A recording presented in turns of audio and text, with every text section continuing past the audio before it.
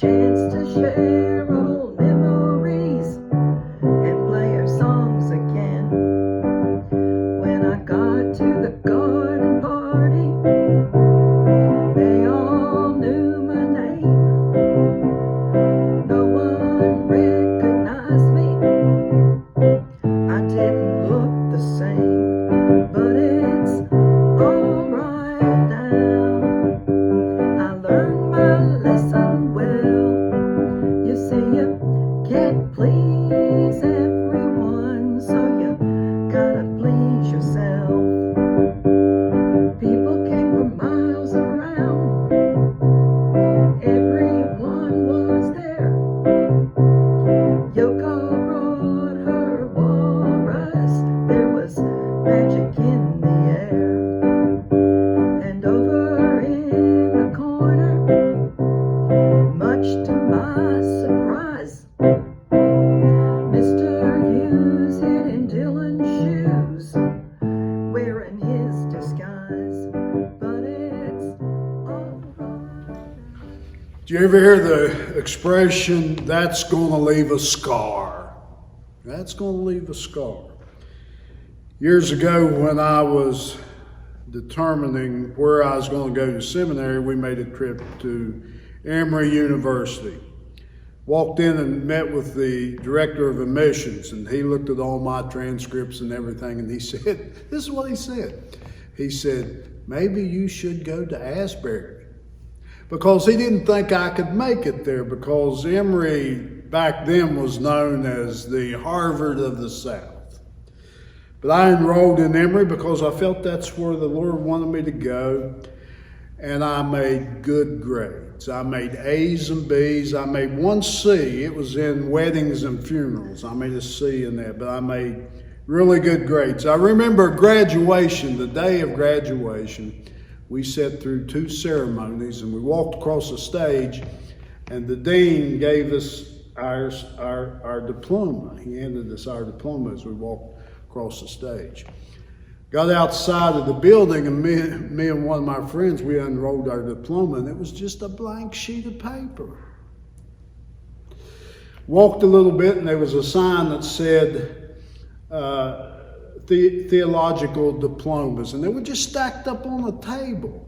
We had to go through those to find our diploma, and I thought, this is ridiculous. All this work, all this study, all this hardship, and they just throw our diplomas up on the table. And we had to search through 100 diplomas to find our diploma.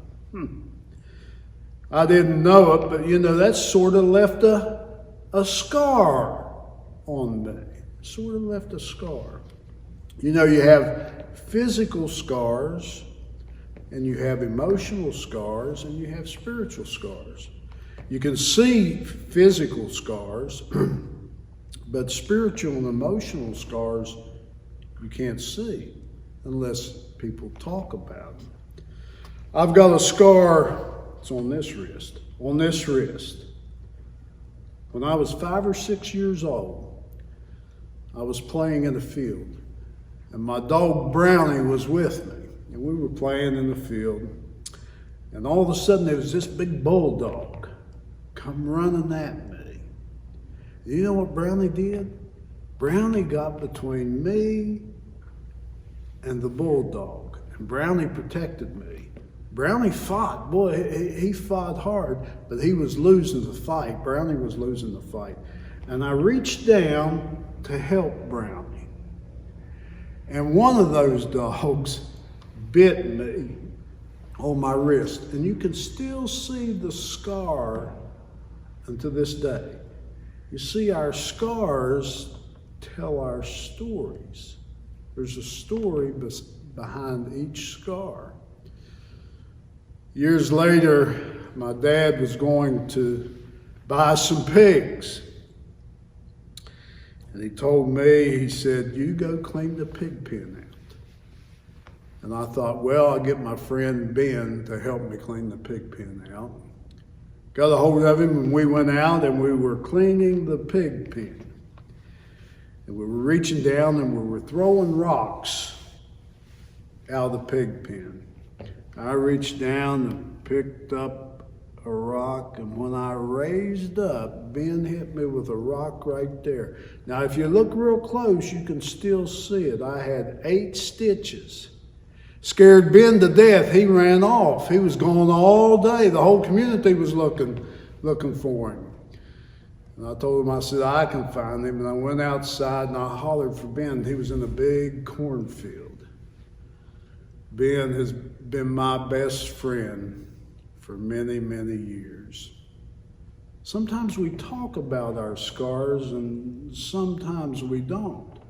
We talk about physical scars, but we also have scars, each and every one of us, you know what I'm talking about, have been scarred in other ways. Emotional and spiritual scars. When I was leaving Georgia, I didn't know what it was, but they said, we're gonna roast you. We're gonna have a roast. The church got together and I sat up front and they talked about me. They talked about me. It was fine until they started making fun of the way I talk.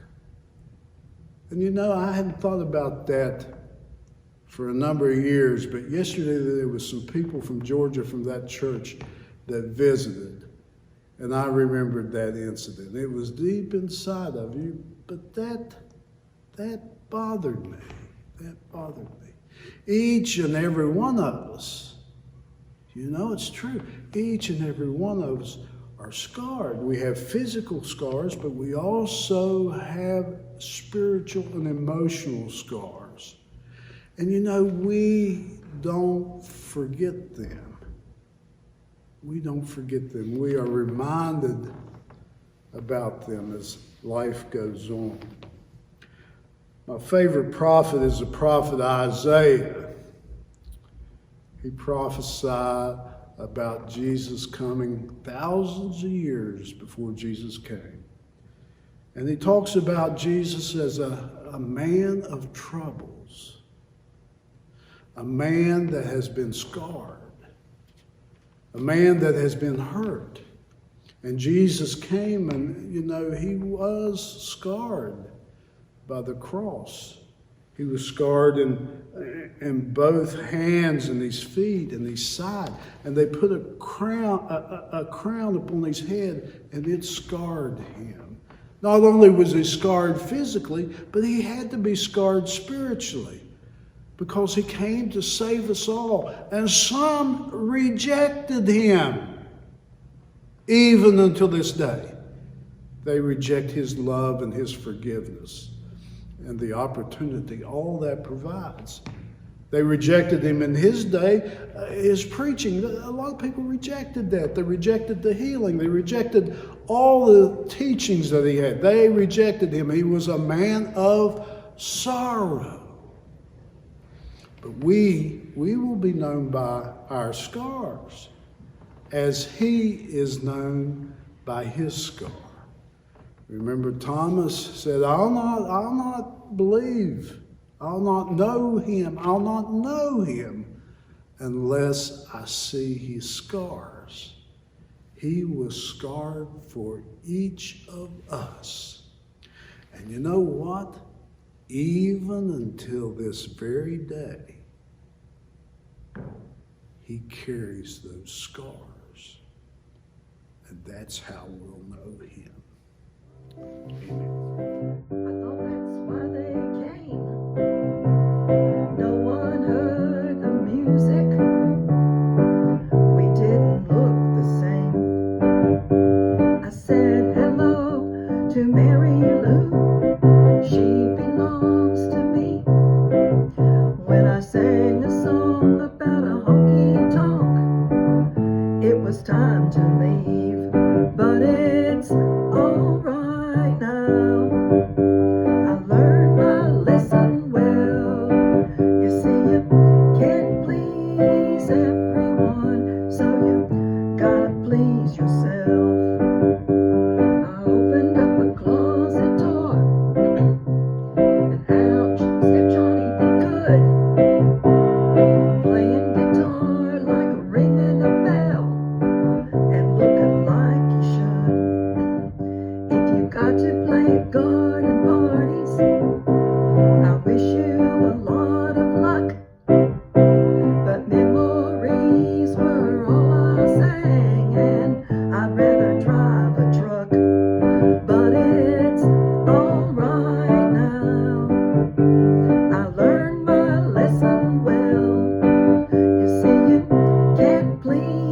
said